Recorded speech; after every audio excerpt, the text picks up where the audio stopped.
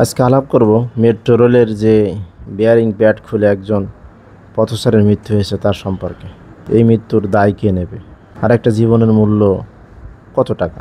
আপনারা দেখেছেন যে তার স্ত্রী দুটি সন্তান নিয়ে পথে বসে গেছে, কি করবে দিশে পাচ্ছে না।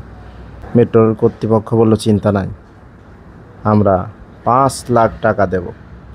একটা জীবনের মূল্য কি 5 লাখ টাকা? অথচ ইসলামী শরিয়া যদি থাকতো তাহলে কি হতো? আমরা অনেকে ইসলামী শরিয়াকে অপছন্দ করি, বুঝে হোক না বুঝে হোক। অনেকে তো বলেই ফেলেছে ইসলামী শরিয়া আইন আমরা মানি না, নাউজুবিল্লাহি মিন যালিক। ইসলামী শরিয়া যদি থাকতো তাহলে এই যে একজন ব্যক্তি নিহত হলো, এটাকে বলে ইসলামী শরিয়াতের পরিভাষায় কতলে খতা, অর্থাৎ ভুলবশত হত্যা। কেউ ইচ্ছা করে তাকে হত্যা করেনি, এটা ভুলবশত হয়েছে। তো ইসলামী শরিয়া বলে যে ভুলবশত কাউকে যদি হত্যা করা হয় তাহলে তার মুক্তিপণ হলো 100টা উট দিতে হবে, যার বর্তমান বাজার মূল্য 20 কোটি টাকা। বর্তমান দেশের পরিস্থিতিতে মেট্রো রেল বলতেছে মাত্র 5 লক্ষ টাকা, আর ইসলামী শরিয়া বলছে 20 কোটি টাকা। কোনটা উত্তম? আব্রাহাম লিঙ্কনের এই গণতন্ত্র নাকি আল্লাহ এবং আল্লাহর রসুলের দেওয়া ইসলামী শরিয়া? নিঃসন্দেহে ইসলামী শরিয়া হলো মানব কল্যাণের জন্য, মানুষের শান্তির জন্য। এখন এই 20 কোটি টাকা কে দেবে?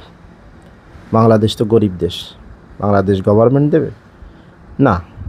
এই 20 কোটি টাকা জরিমানা হিসেবে দেবে এই মেট্রো রেল কর্তৃপক্ষ, যারা কম দামি বেয়ারিং প্যাড লাগিয়েছে তারা এটা দেবে। যে সমস্ত সচিবেরা এতে সাইন করেছে সেই সমস্ত সচিবের পেটের ভিতরে পাড়া দিয়ে টাকা আদায় করতে হবে। সচিব সাহেবরা বা মেট্রো রেল কর্তৃপক্ষ হয়তো খেয়েছে 10 কোটি টাকা, কথার কথা, কিন্তু জরিমানা দিতে হবে 20 কোটি টাকা। কোত্থেকে দেবে তা জানি না।